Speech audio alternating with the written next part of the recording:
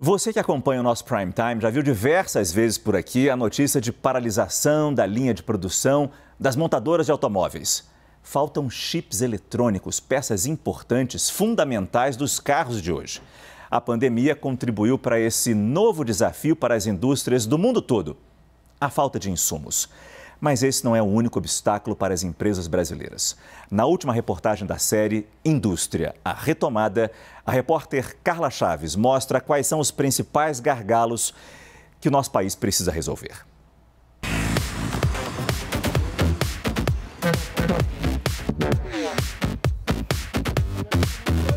Nas ruas, elas se multiplicaram durante a pandemia. Realidade o brasileiro adotou a bicicleta como um meio de lazer, de transporte, de deslocamento, de incentivo à interação com a família desde que a pandemia começou. Mudança de hábito que representou uma guinada para a indústria de bicicletas no Brasil. No início da crise sanitária, com as medidas mais duras de isolamento, algumas fábricas chegaram a interromper a produção. O ano, que poderia ter sido um dos piores, surpreendeu.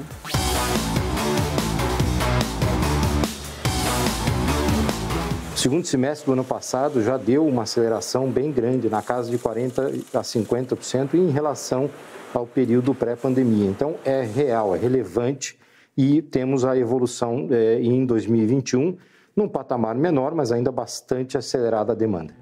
Os fabricantes instalados no Polo Industrial de Manaus estimam produzir cerca de 750 mil bicicletas este ano, uma alta de quase 13% em relação a 2020.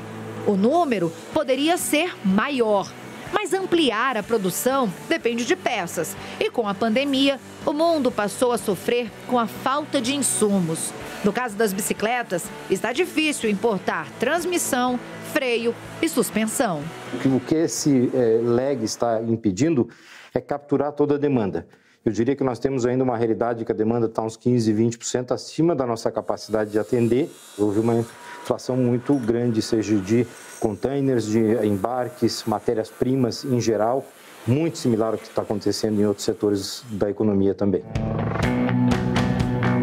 Setores como o de automóveis, que sofrem principalmente com a falta de semicondutores, a ponto de fabricantes de veículos instalados no Brasil terem de parar a produção.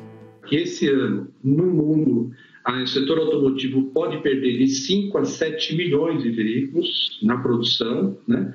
E isso não é uma coisa que se resolve no curto prazo, tá? Mesmo com a oferta adicional de semicondutores, não se resolve em 1, 2, 3 meses, porque isso é uma indústria de semicondutor que demora muito investimento para fazer uma fábrica, para se tornar operacional. Então, a indicação é que a gente vai passar por esse descompasso de semicondutores, pelo menos até meados de 2022. Aos poucos, a retomada mundial da economia deve normalizar as cadeias globais de suprimentos. Mas aqui no Brasil, quando falamos de gargalos que atrapalham o crescimento da indústria, é preciso ir muito além.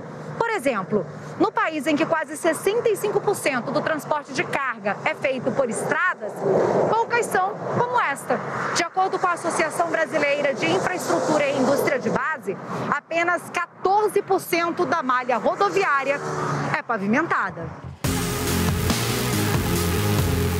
Quando a gente compara muitas empresas brasileiras que têm plantas aqui e lá fora, em alguns casos, a nossa produtividade é maior até. Só que quando a gente sai da fábrica para fora, toda essa produtividade ou competitividade que a gente teria para se inserir em novos mercados com produtos brasileiros e, obviamente, trazer, recursos para o país do ponto de vista de investimentos e etc., acabam se perdendo porque a gente não tem uma infraestrutura adequada para a gente conseguir ser competitivo lá fora. O investimento em infraestrutura é essencial, porque o Brasil tem um gargalo em todos os setores de infraestrutura, desde energia elétrica, telecomunicações, transportes. 128 bilhões e 300 milhões de reais foi o valor investido em 2020 na infraestrutura brasileira. Isto representa 1,73% do PIB. Um estudo mostrou que, para começar a resolver o problema, seria necessário investir por ano mais que o dobro, 321 bilhões de reais. 4,31% do PIB brasileiro. Então, a infraestrutura ela te conecta hoje com amanhã. Ela te conecta, né, um aumento de demanda hoje, que acelera o PIB, a uma melhora das condições de produção para amanhã. Melhora que também depende diretamente do investimento em ciência, tecnologia e inovação. Não há futuro sem ciência, tecnologia e inovação, porque no fundo é isso que vai te gerar ganhos de produtividade que vão viabilizar o processo de desenvolvimento, né? A demanda por tecnologia evidencia um gargalo antigo do Brasil: a falta de mão de obra qualificada. Nosso nível de mão de obra está muito aquém do resto do mundo. O brasileiro médio tem que melhorar de qualidade. A gente tem que deixar as crianças mais tempo na escola, com mais tempo de qualidade. No caso da indústria, tem questões de ensino técnico, modernizar os currículos. Se a gente fizer isso, se a gente não fizer isso, a gente não vai a lugar nenhum. Outro grande obstáculo para a indústria brasileira pode ser resolvido ainda este ano em Brasília. Tudo depende do caminho que vai tomar a reforma tributária. O sistema tributário do Brasil penaliza vários setores, mas em especial a indústria. A indústria de transformação e a indústria que tem uma cadeia longa vai criando créditos, resíduos tributários, complexidade que destrói empregos, destrói investimento. Não estimula a exportação, muito pelo contrário. Nós não temos, por conta da carga tributária, por conta da legislação trabalhista, a insegurança jurídica que paira sobre todos nós. Nós não temos condições de competir exportando produtos com valor agregado. Entender o problema é um importante caminho para a solução. Capacidade não falta. Potencial temos, não há dúvida. A gente tem que trabalhar com duas velocidades, né? Uma agenda olhando para o futuro, consequentemente acompanhando as tendências globais, né?